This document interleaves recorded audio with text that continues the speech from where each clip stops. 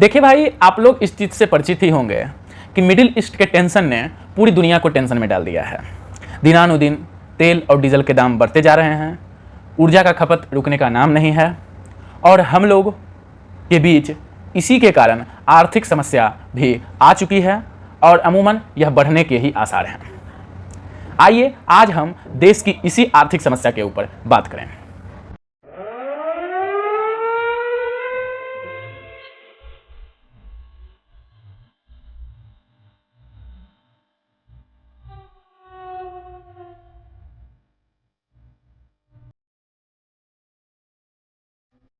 नमस्कार दोस्तों, मेरा नाम है अंकित सिंह भारतीय। मैं आपका अपने चैनल पर स्वागत करता हूं। आर्थिक समस्या को हम इस आधार पर देख सकते हैं कि क्या हमारे देश में आर्थिक समस्या आई है कि हमारे देश की अर्थव्यवस्था, जो कि दुनिया की चौथी बड़ी अर्थव्यवस्था मानी जाती थी, वह अभी के डेट में फिसल कर से के छठे रैंक पर आ गई है। पहली बात। दूसरी बात क्या है कि रुपये का वैल्यू दिनानुदिन गिरता ही जा रहा है। यह 95 से 100 रुपये के करीब पहुंचने के करीब जा चुका है और अभी तो तत्काल 96 रुपये चल रहे हैं, लेकिन आसार है कुछ ही दिनों में 100 रुपये भी पार कर जाएगा एक यूएस डॉलर के मुकाबले। और अगर हम देखें तो तेल और डीजल के दाम बढ़े जा रहे हैं। इसका कारण क्या है? आर्थिक समस्या तो ये है और इससे महंगाई बढ़ने के चांसेस भी हैं, लेकिन इसका मूल कारण क्या है? तो मूल कारण तो है यही कि मिडिल ईस्ट में टेंशन चल रहा है। सही रूप से तेल और ऊर्जा हमारे देश को पहुंच नहीं पा रहा है, जिसमें हमारा जो रिजर्व बैंक अमाउंट है वह ज़्यादा से ज़्यादा खर्च हो रहे हैं। हमारा पैसा डॉलर के भाव में खरीद कर करके ज़्यादा से ज़्यादा खर्च हो रहा है, जिससे हमारे पैसे की वैल्यू गिर रही है। और तेल हमें महंगा प्राप्त हो रहा है, तो महंगा प्राप्त होने के कारण सरकार पर वर्कलोड पड़ रहा है और महंगाई बढ़ने के चांसेस भी बढ़ रहे हैं। ठीक है, अब बिना ऊर्जा के तो सब कुछ चल नहीं सकता है, तो ये समस्या तो आएगी ही। दूसरा सबसे बड़ा कारण हम अर्थशास्त्रियों के द्वारा जैसा कि बताया भी जा रहा है कि सरकार भी इसमें लापरवाही कहीं ना कहीं कर रही है। लापरवाही क्या कर रही है सरकार?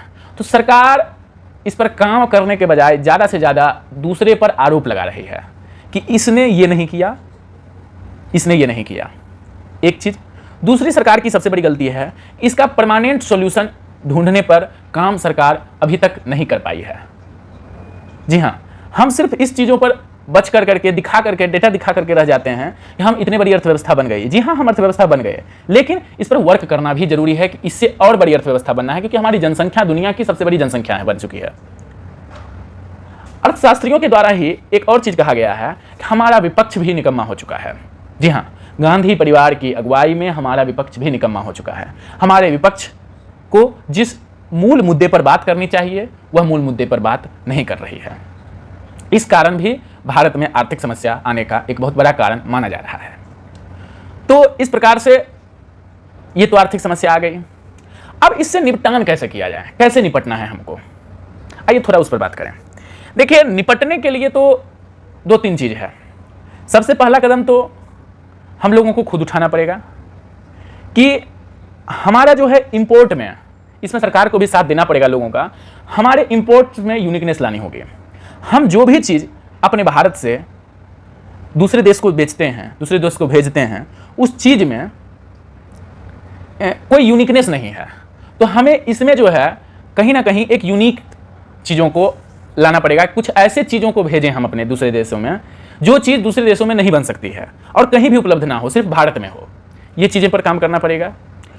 अगला चीज़ है प्लानिंग करनी पड़ेगी, जनता को भी बैठकर कि आर्थिक समस्या में हम कैसे देश का सहारा बन सकें। सरकार को भी जनता से डिस्कस करना पड़ेगा और इसके इम्प्लीमेशन पर जल्दी से जल्दी काम करना पड़ेगा। जैसे कि उदाहरण स्वरूप ऑर्गेनिक फार्मिंग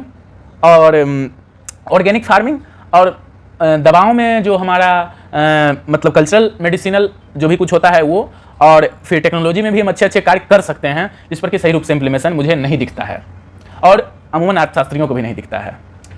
अगली बात अगर हम बात करें तो सबसे मुख्य चीज़ कि हर एक चीज़ के लिए हमें हर व्यक्ति को इंडिपेंडेंट होना पड़ेगा। इंडिपेंडेंट होने का मतलब कि हम अपने देश में ही हर एक राज्य में हर एक चीज़ों का जो कि लोगों के पास ज़रूरत पड़ती है, उन चीज़ों का उत्पादन केंद्र हर स्टेट्स में बनाने पड़ेंगे, जिससे कि हम एक दूसरे के स्टेट्स वाइज ही हमारे पैसे घूमते रहें, विदेशों में हमारा पैसा ना जाए।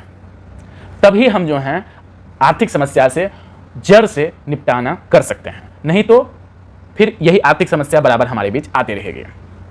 आशा करता हूं हमारे वीडियो आपको अच्छे लगे होंगे, समझ में आई होगी मेरी बातें।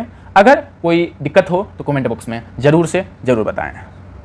धन्यवाद।